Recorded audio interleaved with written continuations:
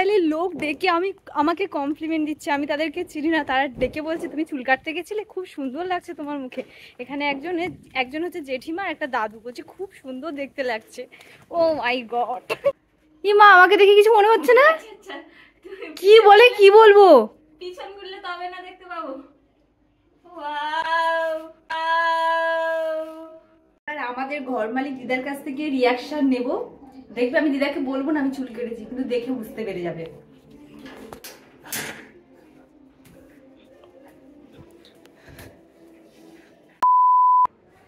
Hello hello everyone, welcome back to my another blog. এখন বাজে 2টো, আর আমার এখন মনে হয়েছে আমি একটু চুল কাটতে যাব স্যালুনে। অনেকদিন ধরে এটা ভেবেছি, টাইম হচ্ছে না, তো আজকে ভাবলাম ফাইনালি আজকে কেননা চুলটা কেটে আসি, কারণ প্রচন্ড প্রবলেম হচ্ছে।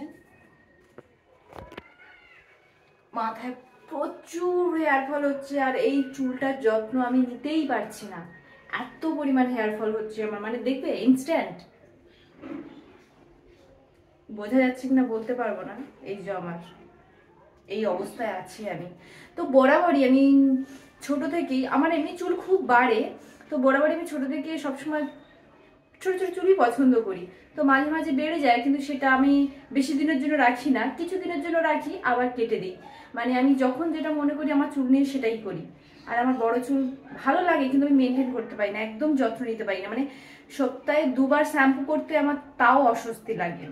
তাই আমি ভাবছি একদম শর্ট হেয়ার করে দেবো, ভয়েস কাট, দেখা যাক স্যালুনে গিয়ে যে আমি কি হেয়ার কাট করি, আর যেটা করব অবশ্যই তোমাদেরকে দেখাবো। আর হচ্ছে আমার চুল কিন্তু মানে হেয়ার ফল হয়ে হয়ে এমন অবস্থা গেছে, পুরো দেখো এগুলো পুরো টাকলা হয়ে গেছে, পুরো শীতল, পুরো ফাঁকা হয়ে গেছে। শুধু আমার চুলের ভলিউমটা আছে বলে একটু বেঁচে যায়, নইলে আমার চুল একদম লিকলিকে, বেনুনি করলে পুরো 2টো আঙুলের মিলিয়ে যেরকমটা মোটা হয় সেরকম আমার বেনুনি মোটা হয়। প্রচন্ড ড্যান্ড্রাফ, যেটা আমি কমাতে পারছি না বিগত 2-3 বছরে।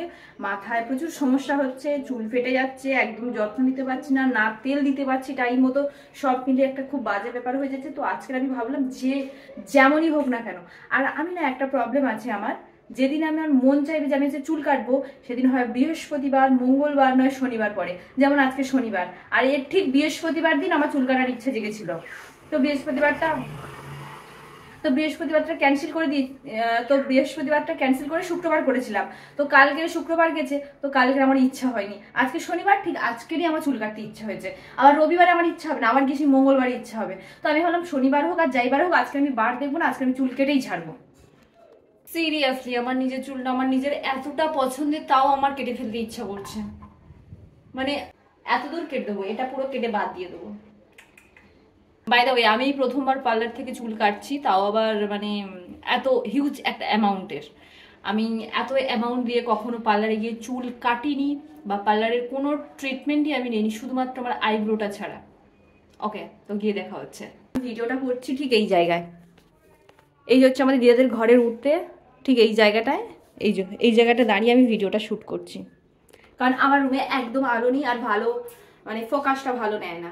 তো যাই হোক, যাই এবারে রেডি টেডি হয়ে আমি এবার চুল কাটতে যাব। আর কেমন চুল কাটছি তোমরা অবশ্যই দেখতে পাবে, তার জন্য ভিডিওটা লাস্ট পর্যন্ত দেখতে হবে। পুরোপুরি ভয়েস কাট করবো আজকের আমি।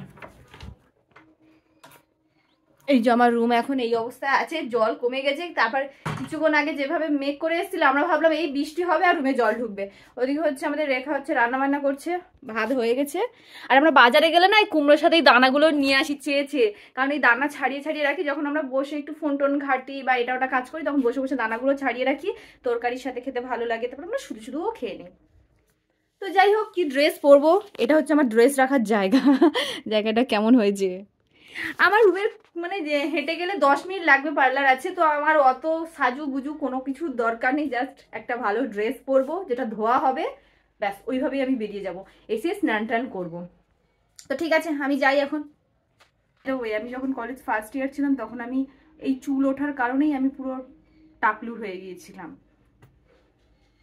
এতটাই আমার কনফিডেন্স, আমার কোনো ব্যাপার কোনো কিছুতে যায় আসে না, লোক কি বললো না ভাবলো, মানে কিছুতে যায় আসে না, বাস আমার যেটা কমফোর্টেবল মনে করি আমি সেটাই করি। 2 hours later. আমি এমন একটা মানে মেয়ে আর কি, ময়শ্চারাইজার আমি স্কিনে অ্যাপ্লাই করি না আর কি, ডিরেক্ট সানস্ক্রিনে চলে যাই। মানে আমি এতটা কুঁড়ে, জানি না কেন এত ভগবান আমাকে কুঁড়ে বানিয়েছে। আরে আমি নিজেও ডিসিশন নেই না ঠিকঠাক করে যে আমি অ্যাকচুয়াল হেয়ার কাটটা কি করব। তো তোমরাও আমার সাথে একটু এক্সাইটেড থেকো আর লাস্ট পর্যন্ত দেখো যে আমি কি স্টাইলটা করলাম আজকের। আমি নিজেও জানি না, আমি সত্যি নিজেও জানি না যে আমার চুলটা আজকের কি হতে চলেছে। খ্যাতের মতো বেরিয়েছি, ওড়না টোড়না নিয়ে বোঝলার মতো। আর চুল কাটতে যে কত নেয়, কোন কাটে আমি সেটাও জানি না, জাস্ট চলে যাচ্ছি, যেটাই কম দাম হবে যে কাটটাই আর কি সেই কাটটাই করব। তো পার্লারে চলে এসেছি, এটা হচ্ছে সোনারপুর স্টেশনের কাছাকাছি। তো আমি ঢুকেই দেখি যিনি হচ্ছে চুল কাটবেন আর কি, যে ম্যাম, উনি হচ্ছে নেই, বাড়িতে আছেন। তো ওনারা কল করে ডাকলেন যে একজন এরকম এসেছেন হেয়ার কাট করবে বলে। তো তারপর কিছুক্ষণ ওয়েট করার পরে ফাইনালি আমার চুল কাটা শুরু হয়ে গেল।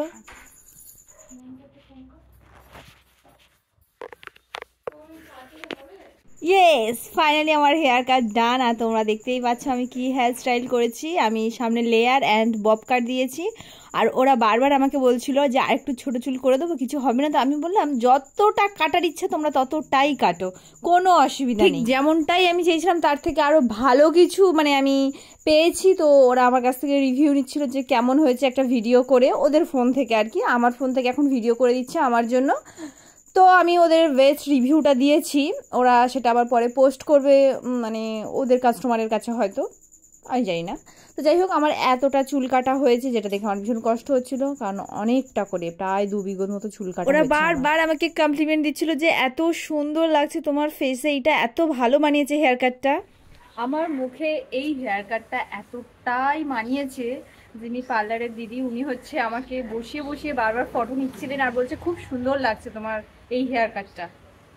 তো যাই হোক, খুব সুন্দর, আমার নিজেরই পার্সোনালি খুব পছন্দ হয়েছে, দারুণ হয়েছে। কিন্তু কষ্ট হচ্ছিল, কতটা চুল কেটে মানে ফেলে দিয়েছি আমি। প্রথমে ওনারা না বলছিলেন কাটতে যে তোমার চুলটা খুব সুন্দর, কেটো না, একটা স্মুদিং করিয়ে নাও, হয়ে যাবে। কিন্তু আমার তো মন মানতে চাইনি, আমি কাটবো। তারপর হেয়ার কাটটা করার পর ওনারা নিজেই বলছে যে এত ভালো লাগছে মুখে তোমার, এর পরের বারে আসলে আরো সুন্দর করে বব কাট কেটে দেবো। লিটারালি লোক ডেকে আমাকে কমপ্লিমেন্ট দিচ্ছে, আমি তাদেরকে চিনি না, তারা ডেকে বলছে তুমি চুল কাটতে গেছিলে, খুব সুন্দর লাগছে তোমার মুখে। এখানে একজন হচ্ছে জেঠিমা, একটা দাদু, বলছে খুব সুন্দর দেখতে লাগছে। ও মাই গড। আবার তারা বলছে হেয়ার কাটিংটা খুব সুন্দর হয়েছে। তো আজকে থেকে আমি আমার চুলের কেয়ার শুরু করেছি, তার জন্য একটা টক দই নিয়েছি। ও আমি ঘেটে দেবো, তুমি বলো না, ইমোজি দিয়ে দেবো। ই মা, আমাকে দেখে কিছু মনে হচ্ছে না? কি বলে কি বলবো? পিছন ঘুরলে তবে না দেখতে পাবো। ওয়াও, ও প্রথমে আমাকে দেখে বলে কি বলবো, রাস্তা থেকে লোক আমাকে ডেকে বলছে তুমি হেয়ার কাট করতে গেছিলে? তা আমি বলছি হ্যাঁ। তা বলছে বলে কি যে তোমাকে দেখেই মনে হচ্ছে এত সুন্দর লাগছে তোমার আগে থেকে। আমি জীবনে তাদেরকে চিনি না।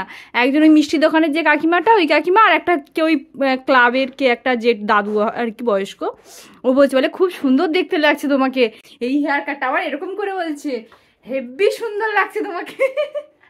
আর পার্লারে ভালো লাগছে, জোরে বলো, শুনতে পাচ্ছে না, বলো জোরে।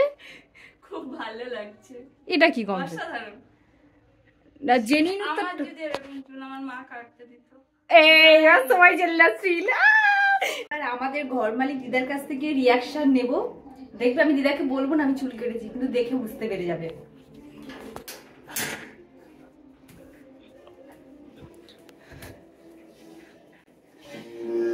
ও দিদা, কি করতেছিস? ফটো তুলতেছিস? তোমার ফটো তুলছি, বলো আমাকে দেখে আলাদা কিছু মনে হচ্ছে?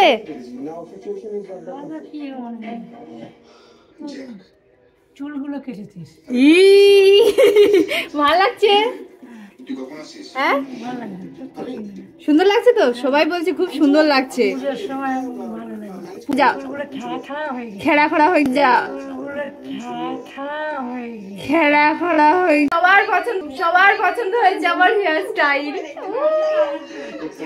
এখন বাড়ি গিয়ে দেখাবো আমার মা বাবাকে। হাই, আমার এত ফ্রেশ লাগছে, মানে মাথায় যেন সারাক্ষণ একটা ওই কোনো স্টাইল করতে পারতাম না। টিভি চলছে এখানে, বাইরে যাই, মাথায় কোনো স্টাইল করতে পারতাম না, ওই শুধু খোপা বেঁধে রাখতাম। এখন আমি চুল